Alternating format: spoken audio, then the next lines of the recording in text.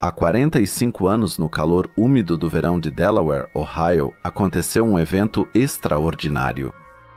Da direção da constelação de Sagitário veio um sinal de rádio intenso, contínuo e de banda estreita, direcionado para um refletor plano de 30 metros de altura inclinado em direção ao céu.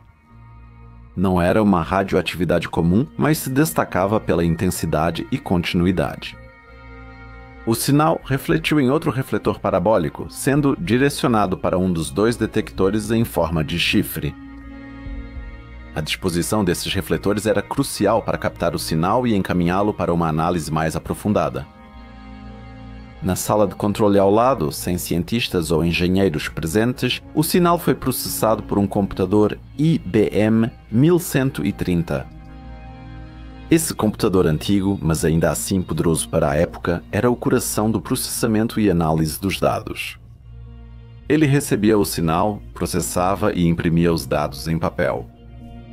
A impressão do computador, que caía na bandeja de saída, não era só uma coleção aleatória de números e letras, mas trazia a prova irrefutável do sinal de rádio recebido antes. Nos dias seguintes, a impressão foi levada por um técnico até a casa do astrofísico Jerry Ehman, que havia se prontificado a verificar os dados. Jerry Ehman, um pesquisador dedicado e cuidadoso, havia-se voluntariado para testar os dados em busca de características interessantes ou anomalias. Ele examinou cuidadosamente as páginas e marcou com sua caneta vermelha os diferentes números que representavam a chamada relação sinal-ruído. Esse era um trabalho árduo e demorado, mas muito importante para entender o significado dos dados recebidos. Quando Ehman se deparou com a sequência 6ECUJ5, ele percebeu imediatamente que tinha algo especial diante de si. Esse foi a maior relação sinal-ruído que ele já tinha visto, um indício de que o sinal não era apenas forte, mas também de alta qualidade. Ele ficou tão impressionado com o que viu que, instintivamente, circulou a sequência e escreveu ao lado a agora histórica palavrinha UAU. Esse simples ato de marcar foi um sinal de quão extraordinário era o sinal, e deu a ele seu nome icônico, o sinal UAU. Esse evento notável aconteceu em 1977, e embora já tenham-se passado 46 anos desde então, o sinal UAU continua sendo o candidato mais convincente de uma transmissão de rádio extraterrestre que já recebemos.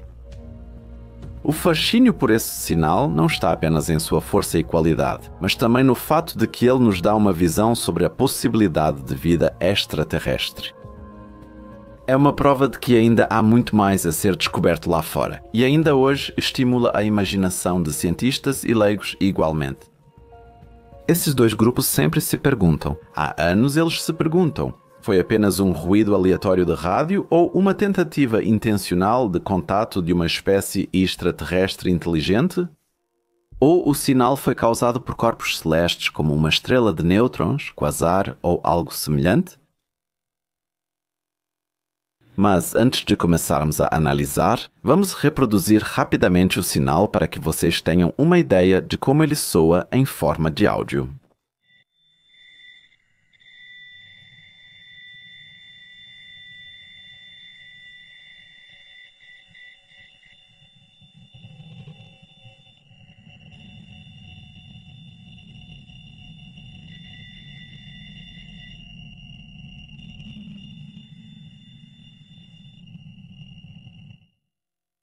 O sinal, que foi descoberto pelo observatório Big Ear, se destaca nos dados de observação por 4 características: sua alta relação sinal-ruído, sua frequência especial, sua largura de banda estreita e sua aparente natureza contínua. Essas 4 características tornam o sinal tão notável e, por isso, extremamente interessante para a astronomia. Mas o que esses termos estranhos realmente significam? A alta relação sinal-ruído, elimina dúvidas sobre flutuações estatísticas e evidencia a qualidade do sinal. O relação sinal-ruído indica o quanto um sinal útil é mais forte em comparação ao ruído de fundo. Quanto maior a relação sinal-ruído, melhor o sinal pode ser distinguido do ruído do espaço, como, por exemplo, da radiação cósmica de fundo ou de outras faixas de radiação do espectro eletromagnético.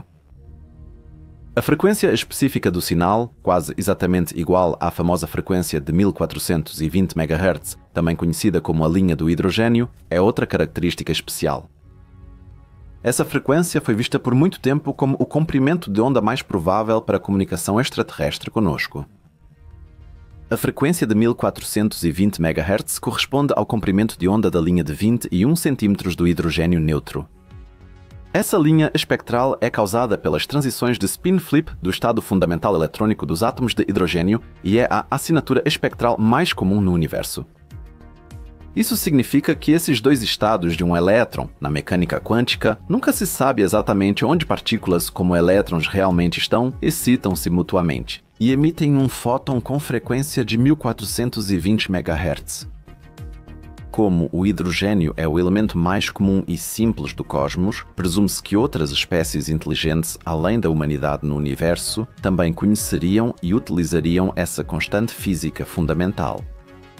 A frequência está em uma área tranquila do espectro eletromagnético distante de radiações de fundo perturbadoras.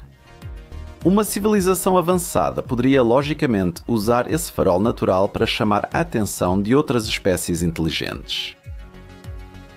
A largura de banda estreita do sinal WOW também impressiona.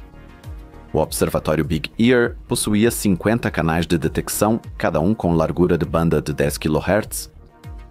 O sinal WOW, por outro lado, foi registrado apenas em um canal, o que significa que sua potência estava limitada a uma janela de 10 kHz ou possivelmente até menor. Isso indica uma alta precisão e foco do sinal e ressalta sua singularidade. A radiação natural de estrelas e outros corpos celestes tem espectros mais amplos e geralmente não é tão focada, ressaltando a possível origem artificial do sinal. Por exemplo, alguns astrônomos frequentemente se referem à nebulosa do Caranguejo como uma fonte natural de rádio de banda estreita, mas lá a relação espectral é de apenas uma parte em 10. Além de uma estação transmissora artificial, realmente não temos ideia de como um sinal tão estreito poderia ser gerado. Na verdade, esse ponto, que destaca a ausência de fontes naturais conhecidas, talvez seja o mais importante dos 4 fatos discutidos. Ele destaca a singularidade do sinal WOW e como é difícil explicar sua origem. O quarto fato sobre o sinal WOW é a sua continuidade durante os 72 segundos em que foi observado. Ao converter números e letras do sinal em um gráfico, observa-se uma curva de sino, não uma linha reta e plana. Pode parecer confuso e sugerir que o sinal enfraquece, mas considerando a rotação da Terra, faz sentido. O observatório gira devido à rotação da Terra durante a observação ativa sobre o campo do sinal WOW ou de qualquer outro sinal. Isso significa que a curva em forma de sino é exatamente o que se esperaria de uma fonte contínua. Esse quarto fato é especialmente importante, pois a maioria dos satélites está em uma órbita abaixo da Terra, onde atravessariam o campo do sinal WOW muito mais rápido do que em 72 segundos. Por exemplo, se a Estação Espacial Internacional passasse pelo campo do sinal WOW, ela o atravessaria em menos de 1 segundo. Portanto, só seria possível medir por um curto período de tempo, caso realmente fosse uma fonte terrestre em órbita da Terra. Essas 4 características, a largura estreita do sinal, sua continuidade, sua intensidade e sua duração, são basicamente exatamente o que se esperaria de um transmissor extraterrestre, provavelmente um muito potente. Mas, diante dessas características aparentemente tão claras, podemos realmente concluir que o sinal WOW é de origem extraterrestre? Afinal, o que ou quem mais poderia enviar um sinal com essas características? É importante enfatizar que isso não significa que o sinal definitivamente veio de extraterrestres, mas sim que ele apresenta as características que esperaríamos de um sinal desse tipo. Não devemos deixar que expectativas determinem a conclusão. Como o astrofísico Carl Sagan já disse, uma afirmação extraordinária exige provas extraordinárias. Pesquisadores não descartam que seja um satélite feito pelo homem. No entanto, este teria que estar em uma órbita ampla além da altitude geossíncrona para alcançar uma velocidade suficientemente lenta. Em 1977, isso seria incomum e não corresponde a nenhum satélite ou sonda conhecida. O sinal usaria uma frequência protegida, pois a linha do hidrogênio é reconhecida internacionalmente como canal protegido. Satélites espiões não fazem sentido, pois radioastrônomos globais monitoram esse comprimento de onda com precisão. Assim, não seria segredo usá-la. Da mesma forma, objetos celestes totalmente naturais, como planetas, asteroides e satélites do Sistema Solar, também foram considerados como possíveis origens e depois descartados por meio de uma verificação cuidadosa de suas posições e características. Nenhuma dessas hipóteses explicou plausivelmente a assinatura típica de uma fonte celeste pontual. A possibilidade de uma emissão vinda de um cometa também foi discutida e chegou a ser manchete há alguns anos. Assim, o astrofísico Antônio Pari afirmou em um artigo publicado em 2017 que o sinal poderia ter vindo de determinados cometas, que poderiam atravessar o campo WOW por tempo suficiente e produzir um sinal de 72 segundos de duração. Porém, a comunidade astronômica rejeitou amplamente essa teoria. Cometas não emitem com força suficiente nessa frequência e os cometas citados no artigo não estavam no lugar certo na hora certa. No campo WOW, este é mais um exemplo de como é difícil encontrar uma fonte natural para o sinal WOW. Portanto, até agora podemos afirmar que o sinal não vem de nenhuma fonte física conhecida. É muito difícil encontrar uma explicação natural para isso, e os indícios de uma origem artificial são muito fortes. Por outro lado, ainda há muitas lacunas em nosso conhecimento, o que nos frustra e mantém o ceticismo sobre o sinal WOW em aberto. Primeiro, não sabemos se o sinal era modulado. Isso é importante porque a modulação é um meio de inserir informações em um sinal.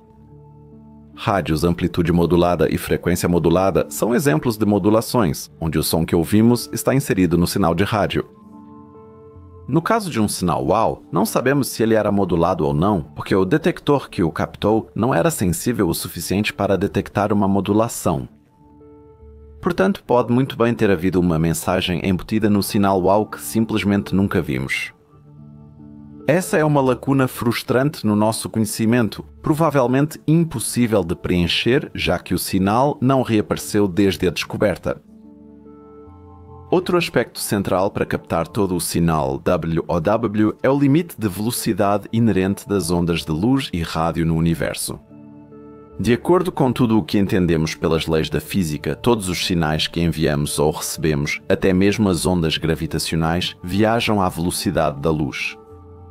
Essa velocidade é extremamente alta para humanos e para o espaço próximo à Terra, cerca de 300 mil km por segundo. Mas, considerando que as distâncias no espaço são medidas em anos-luz, fica claro que pode levar anos, décadas, séculos ou até milénios para que um sinal alcance um destino distante em outra estrela. Esse limite da velocidade da luz representa uma restrição inerente de até onde podemos ver ou ouvir no espaço e limita o alcance das civilizações com as quais poderíamos nos comunicar de forma eficaz. Além disso, precisamos considerar que nossa capacidade de receber sinais também é limitada pela sensibilidade dos nossos equipamentos e pela intensidade do sinal que estamos tentando captar. Em 1977, estávamos longe do nível da tecnologia atual. Telescópios eram menores e o processamento menos avançado que hoje. Com a velocidade dos computadores modernos, só podíamos sonhar. Também não sabemos exatamente de onde veio o sinal. Ele foi detectado em uma parte do céu, que aponta para a constelação de Sagitário. Mas isso é tudo o que sabemos. O observatório que detectou o sinal não tinha como determinar a fonte exata. Essa é outra lacuna frustrante, que torna difícil dizer com certeza o que poderia ter causado o sinal WOW. Mais um obstáculo, além dos problemas anteriores. Ao registrar o sinal WOW completo, a própria construção do telescópio Big Ear. O telescópio Big Ear é um radiotelescópio projetado especificamente para captar ondas de rádio vindas do espaço.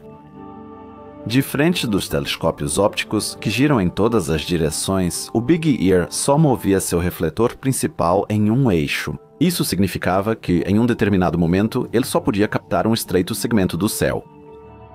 Os pesquisadores construíram o telescópio com uma orientação específica, de modo que a rotação diária da Terra fazia o telescópio girar. mas foi exatamente esse tipo de movimento que pode ter feito com que o telescópio captasse o sinal apenas parcialmente. Devido ao tamanho e construção, o telescópio não conseguia reagir rápido a sinais inesperados nem analisá-los em detalhes. Outro fator é que, curiosamente, o sinal foi detectado apenas em uma das duas antenas do radiotelescópio. O telescópio é composto por duas grandes superfícies metálicas fixas, chamadas de antenas. Os sinais das duas antenas foram comparados e o sinal da antena oeste foi subtraído do sinal da antena leste. O sinal de diferença foi amplificado e enviado ao computador para análise. Com a rotação da Terra, as antenas varreram o céu, captando o sinal de rádio primeiro pela antena oeste. Isso gerou a forma de curva de sino invertida já mencionada no registrador gráfico. Logo depois, o mesmo sinal foi captado pela antena leste, produzindo uma curva de sino normal. E finalmente, talvez o ponto mais importante de todos, que tende a negar uma origem extraterrestre para o sinal. O sinal foi detectado só uma vez e ainda não pôde ser observado novamente. Como a ciência depende da detecção de fenómenos para afirmar com clareza, astrônomos têm dificuldade em confirmar de forma definitiva uma origem extraterrestre. Os cientistas assim enfrentam um dilema. A ausência de uma detecção repetida não pode provar exatamente que se trata de um evento astrofísico. Ao mesmo tempo, isso também não prova que o sinal é aleatório ou direcionado. Pessoalmente, considero muito provável que o sinal WOW tenha vindo de uma fonte astrofísica ainda desconhecida. Isso não precisa necessariamente ser uma nova classe de objetos ou aglomerados de corpos celestes. Acho que seria totalmente suficiente que um evento já conhecido possua processos desconhecidos, que sejam muito raros e que poderiam causar a emissão do sinal WOW que foi detectado. Por exemplo, penso nos longos surtos de raios gama, eventos cósmicos de alta energia que liberam grandes quantidades de radiação gama. Esses bursts de raios gama ou flashes de raios gama estão entre os fenômenos mais energéticos do universo conhecido, normalmente duram de vários segundos a vários minutos e ocorrem em galáxias distantes. Atualmente, eles são associados ao colapso de estrelas massivas, especialmente a explosões de supernovas. Acredita-se que ocorram quando uma estrela massiva colapsa no final de sua vida, formando um buraco negro ou uma estrela de nêutrons. Isso se encaixa no fato do sinal WOW ter durado 72 segundos tempo aceitável para um long flash de raios gama. Os flashes de raios gama ionizam o hidrogênio intergaláctico ou interestelar, produzindo ondas de rádio. Um flash assim explicaria a duração do sinal, mas não seu foco e banda estreita, tornando improvável que um evento de raios gama seja a causa do sinal WOW. No entanto, se o flash de raios gama produzir um fenômeno que emite radiação de forma muito pontual e focada, semelhante ao jato de um buraco negro ou aos feixes semelhantes a faróis de uma estrela de nêutrons, então os astrônomos ainda não têm conhecimento disso. Em 1977 teríamos descoberto um fenômeno natural interessante. O astrofísico David Kipping e seus colegas publicaram um artigo interessante sobre o sinal WOW.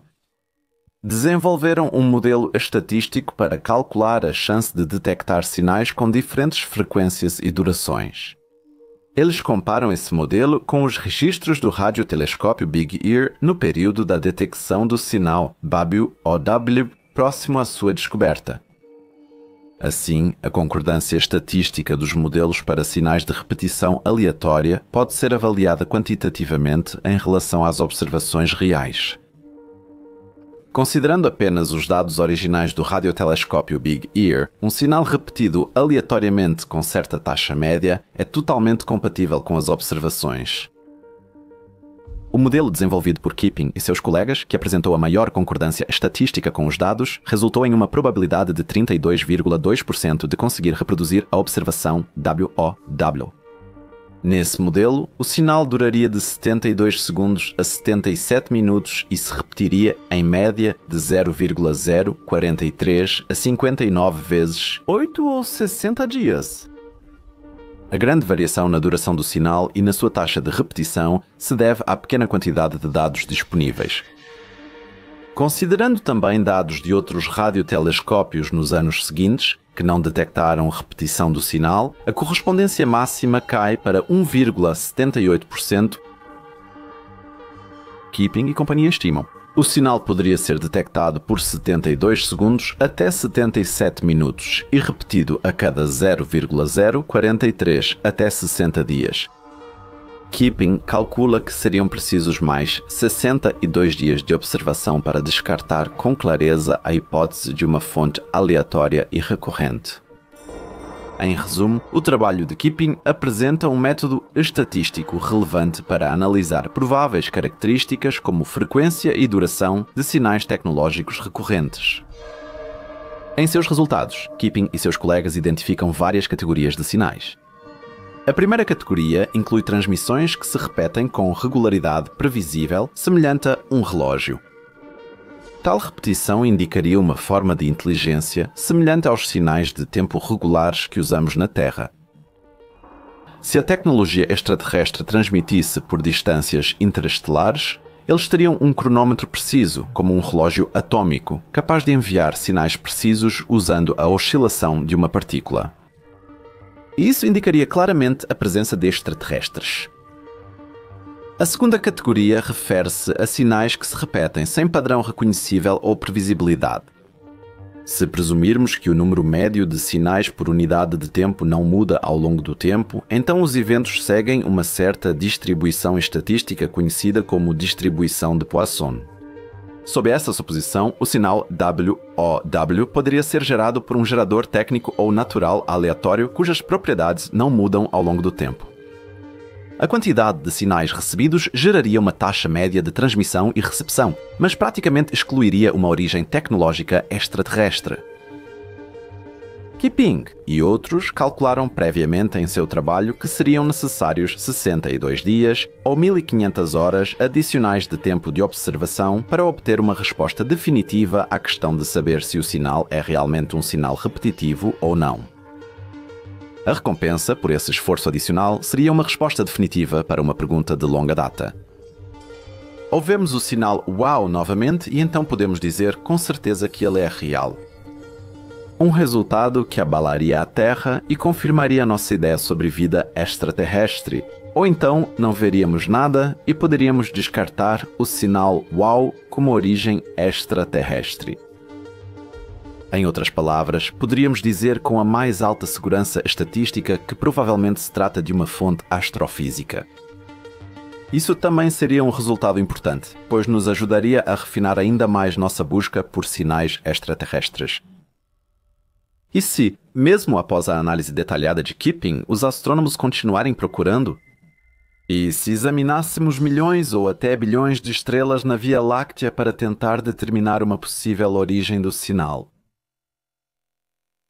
É aqui que entra o satélite Gaia, da Agência Espacial Europeia, lançado em 2013 e que deverá operar até 2025.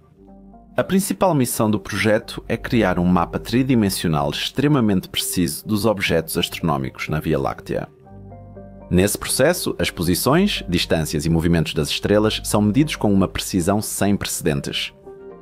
Gaia também coleta informações sobre exoplanetas e outros corpos celestes e já forneceu resultados significativos, incluindo a descoberta de milhares de exoplanetas e o registro de propriedades físicas detalhadas das estrelas.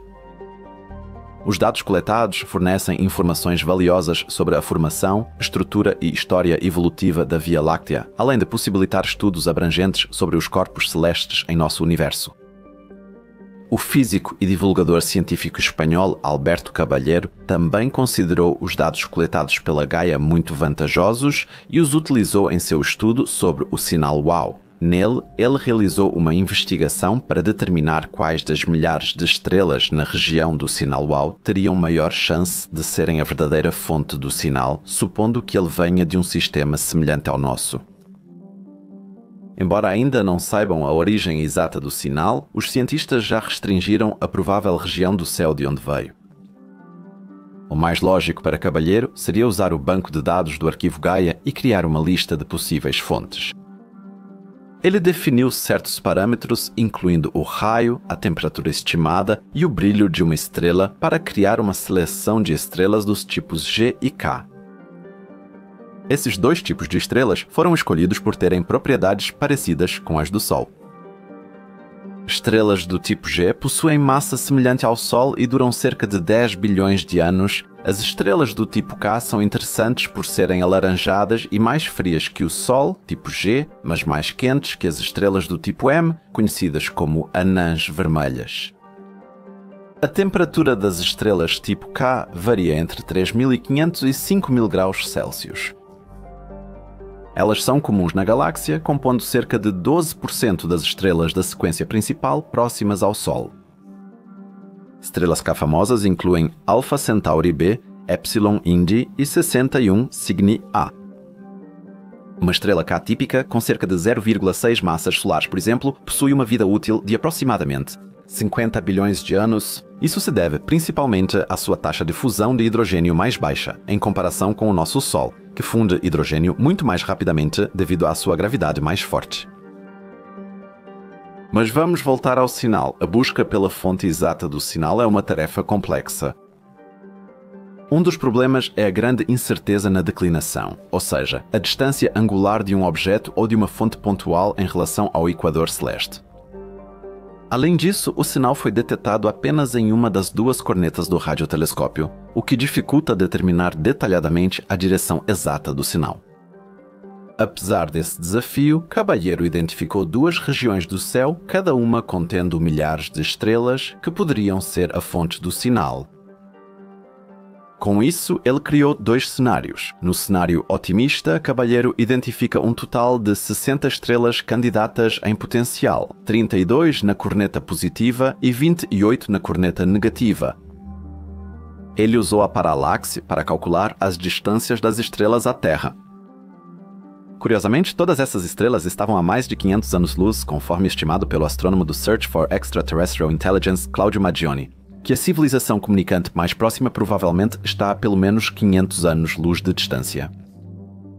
Ao analisar esses candidatos, Caballero descobriu: a estrela mais próxima na região do chifre positivo está a cerca de 789 anos-luz de distância, enquanto a estrela mais próxima na região do chifre negativo está a cerca de 544 anos-luz de distância. No entanto, como em estudos com estimativas numéricas, há também um cenário conservador que considera só estrelas similares ao Sol. Aqui, o Caballero identifica apenas um único candidato, a estrela 2MASS 19280 e 1982 2640 123. Ela fica a cerca de 1801 anos-luz da Terra e tem temperatura e luminosidade parecidas com as do Sol. Sim, ele poderia ser seu gêmeo. Ele tem uma temperatura superficial estimada de 5.700 graus Celsius, um raio de 0,99 raios solares e uma luminosidade que é 1,0007 vezes maior que a do Sol. Se a Terra orbitasse essa estrela, as condições seriam quase iguais às do nosso Sol. Em maio de 2022, o projeto Breakthrough Listen realizou a primeira observação direcionada dessa estrela para encontrar a fonte do sinal VAU. Esse programa procura sinais de civilizações inteligentes.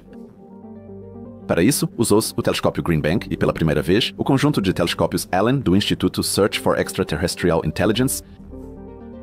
Na busca por sinais artificiais de banda estreita, como o VAU entre 1 e 2 GHz, nenhum sinal artificial foi detectado dessa estrela. E o seguinte obstáculo parece confirmar essa problemática: as coordenadas exatas do sinal e da estrela não coincidem. A estrela está localizada a cerca de 170 anos-luz daquela posição de onde o sinal se originou.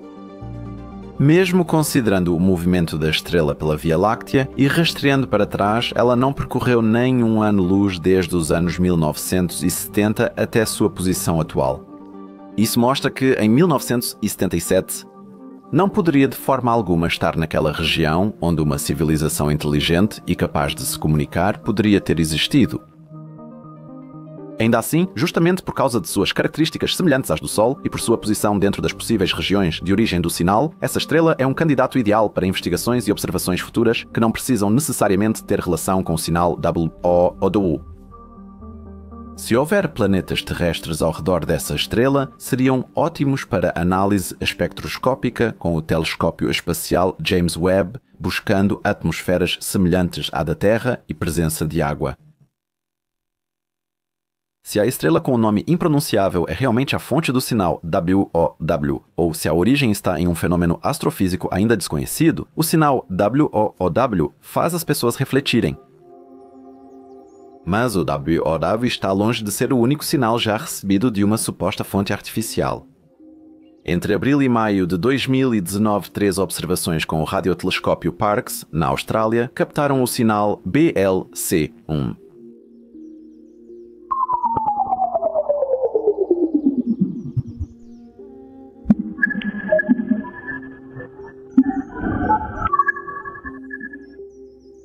Esse sinal veio da direção da estrela Próxima Centauri, que, a uma distância de apenas 4,2 anos-luz, é a mais próxima do nosso sistema solar. Após a descoberta, pesquisadores concluíram que o BLC poderia ser um sinal artificial de uma civilização tecnologicamente avançada. A suspeita surgiu principalmente pelas características incomuns do sinal. Ele estava em uma faixa de frequência muito estreita, de poucos hertz. Uma modulação tão estreita é típica de sinais de rádio produzidos por humanos, mas, como vimos no caso VAU, normalmente não ocorre na natureza. A frequência central do sinal BLC variava linearmente cerca de 180 Hz por segundo. Uma estrutura com modulação de frequência assim indica claramente a origem artificial do sinal. Ela se assemelha ao padrão sonoro típico dos sinais de radar na Terra. Mesmo com fortes evidências de que o sinal BLC1 é artificial, sua origem e significado ainda não têm explicação definitiva. O sinal ainda não foi recebido e confirmado novamente. Se realmente se tratar de uma mensagem ou um farol de uma civilização extraterrestre, esse seria o primeiro contato com uma inteligência alienígena na história. A origem, o conteúdo exato e a intenção do sinal ainda são pura especulação. Assim como no caso do WOW, acima de tudo, uma coisa precisaria acontecer. Os astrônomos precisariam receber um sinal desse tipo uma segunda vez para poder analisá-lo com mais detalhes. Nesse caso, a estrela Próxima Centauri, que está a 4,2 anos-luz de distância, soa muito mais promissora do que uma fonte a milhares de anos-luz de distância. Pelo menos quanto à força teórica de um sinal gerado artificialmente por seres inteligentes. 4,2 anos-luz não são nada para um transmissor potente. Se o sinal não for recebido, podemos esperar até 2050 ou o século 22. Podemos debater até o século 22 sem alcançar um resultado útil. Os astrônomos descrevem ambos os sinais, tanto o WOW quanto o BLC, como semelhantes a um farol. Os sinais foram recebidos, brilharam como uma breve fogueira de Páscoa e depois se apagaram.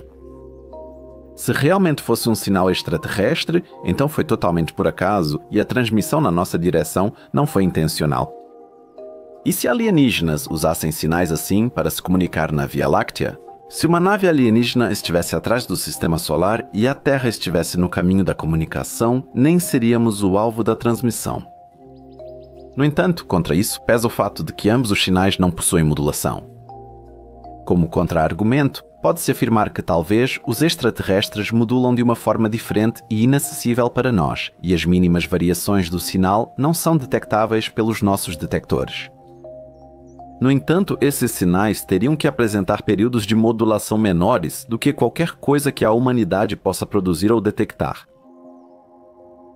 Tanto no caso do WOW quanto do BLC, acredito que eles apontam para processos astrofísicos ainda desconhecidos, para os quais os físicos ainda não têm uma teoria. Ambos os sinais são acompanhados por uma ambiguidade que raramente ocorre na astronomia. Não é possível atribuí-los nem de um lado nem do outro. A ideia de que por trás do WOW ou do BLC possa estar escondida uma civilização tecnológica é muito tentadora. Mas, para concluir, lembremos novamente as palavras do falecido astrônomo Carl Sagan. Afirmações extraordinárias exigem provas extraordinárias.